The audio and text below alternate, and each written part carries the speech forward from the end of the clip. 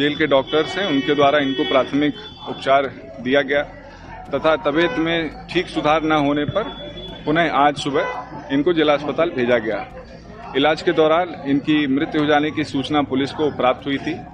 उत्तर प्रदेश के फिरोजाबाद में जेल में एक कैदी की मौत के बाद जमकर बवाल देखने को मिल रहा है। परिजनों ने चक्का जाम कर दिया, पुलिस पर पथराव भी किया। असल में आकाश नाम के शख्स को चोरी के आरोप में पुलिस ने गिरफ्तार किया।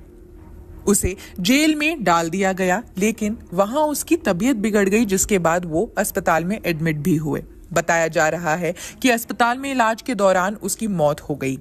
अब ये वर्जन पुलिस का है। उनका ऐसा कहना है कि आकाश की तबीयत पहले से ही खराब थी, वो बीमार चल रहा था और उसी वजह से उसकी मौत हो गई। लेकिन परिजनों का आरोप है कि पहले उनके साथी को झूठे आरोप में गिरफ्तार किया गया और फिर जेल में जमकर पिटाई हुई, जिस वजह से उसने दम तोड़ दिया। हिरासत में मौतों के मामले में यूपी पहले स्थान पर है। अगर हम बात करें एक रिपोर्ट की, केंद्र सरकार ने लोकसभा को बताया था कि पिछले 2 साल में आंकड़ों के अनुसार राज्य में 2020 से हिरासत में हुई मौतों के कुल 992 मामले दर्ज किए गए थे। उत्तर प्रदेश में इन सालों में सबसे ज्यादा अधिक हिरासत में होने वाली मौतों की सूचना मिली। 2020-21 में उत्तर प्रदेश ने 451 हिरासत में मौतें दर्ज की, जबकि 2021-22 में ये संख्या बढ़कर 501 हो गई। सरकारी आंकड़ों के अनुसार भारत में कस्टोडियल मौतों की कुल संख्या 2020 में 1940 से बढ़कर 2022 तक 2544 मौतें दर्ज की गई। केंद्रीय विदेश मंत्री नित्यानंद राय ने भारतीय संघ मुस्लिम लीग के सांसद अब्दुस्समाद समदानी के एक सवाल पर लोकसभा में एक डेटा प्रस्तुत किया।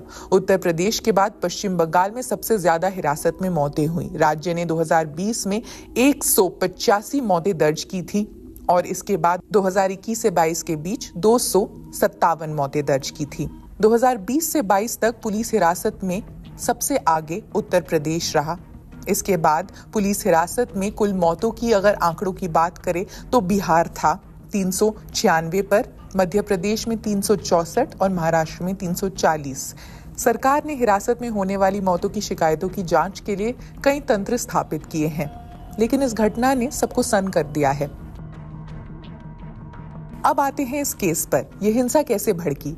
अब इसी आरोप प्रत्यारोप के बीच जब पोस्टमार्टम के बाद आकाश की बॉडी को परिवार को सौंपा गया तो दलित समाज के लोग इकट्ठा हो गए। उनकी तरफ से विरोध दर्ज किया गया। आरोप लगाया गया कि साजिश के तहत आकाश की हत्या हुई। पुलिस ने काफी समझाने की कोशिश की, लेकिन कोई मानने को तैयार ही नहीं हुआ। पुलिस पर ही जमकर पथराव किया गया।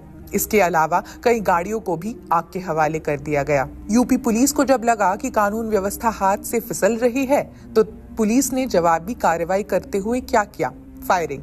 उनकी तरफ से बल प्रयोग हुआ, हवा में फायरिंग की गई। पुलिस का तर्क है कि सिर्फ भीड़ को तितर बितर करने के लिए ही फायरिंग की गई।